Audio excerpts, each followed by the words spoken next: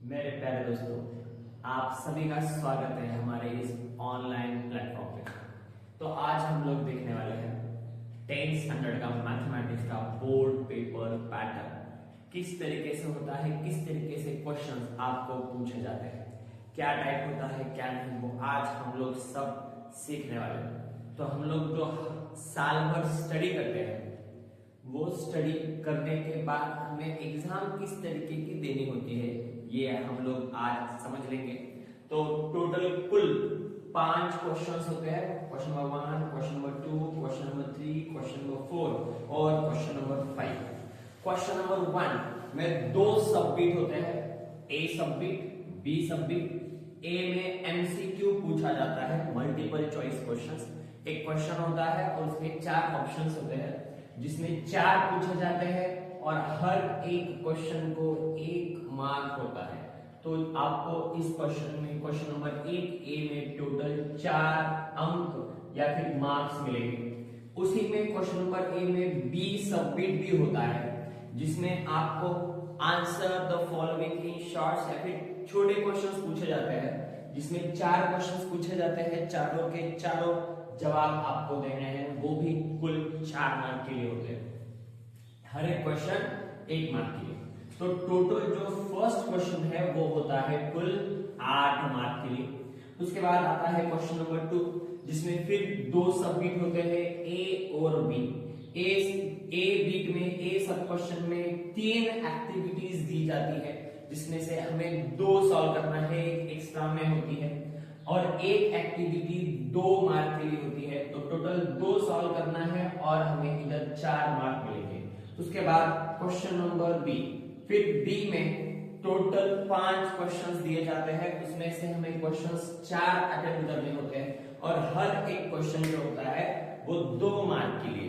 तो 4 multiplied by 2 it becomes 8। तो ये जो बी वाला जो क्वेश्चन है वो टोटल 8 मार्क के लिए होता है। तो इस तरीके से क्वेश्चन नंबर जो 2 होता है वो टोटल 8 और 4 12 मार्क के लिए होता है।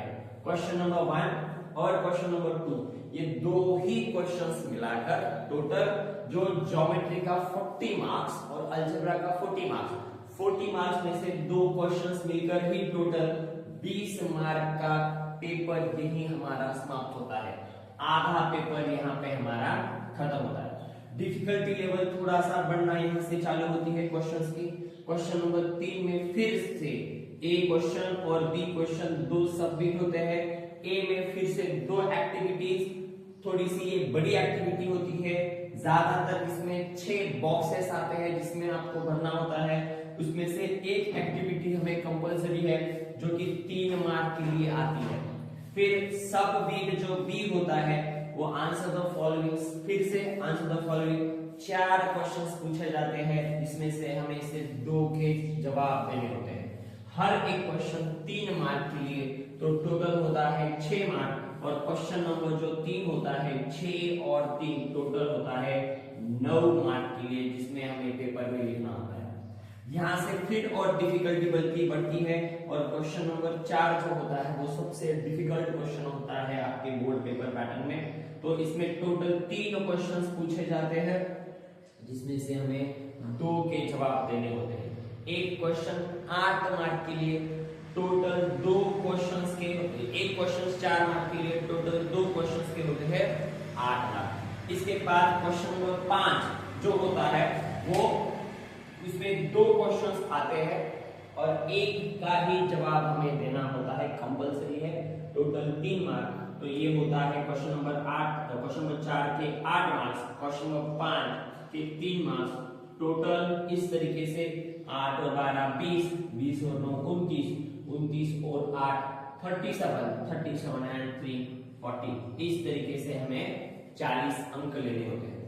इसमें से क्वेश्चन नंबर 4 जो होता है वो डिफिकल्ट क्वेश्चन माना जाता है और उसी तरीके से क्वेश्चन नंबर 5 जो होता है वो थोड़ा सा जो हमें विचार करने पर, जो हमें सोच में डालने वाला क्वेश्चन होता है, क्वेश्चन नंबर 5। तो जो साल भर हम स्टडी करने वाले हैं वो ये पेपर, इस तरीके का पेपर पैटर्न के बारे में हम लोग सोचने वाले हैं, स्टडी करने वाले हैं। तो ये होता है ज्योमेट्री के लिए भी 40 मार्क्स के लिए अलजेब्रा के लिए भी 40 मार्क्स के लिए टोटल 80 मार्क्स का थ्योरी पेपर और 20 मार्क्स का इंटरनल। इस तरीके से हमारा जो पेपर है वो 100 मार्क्स का पूरा होता है।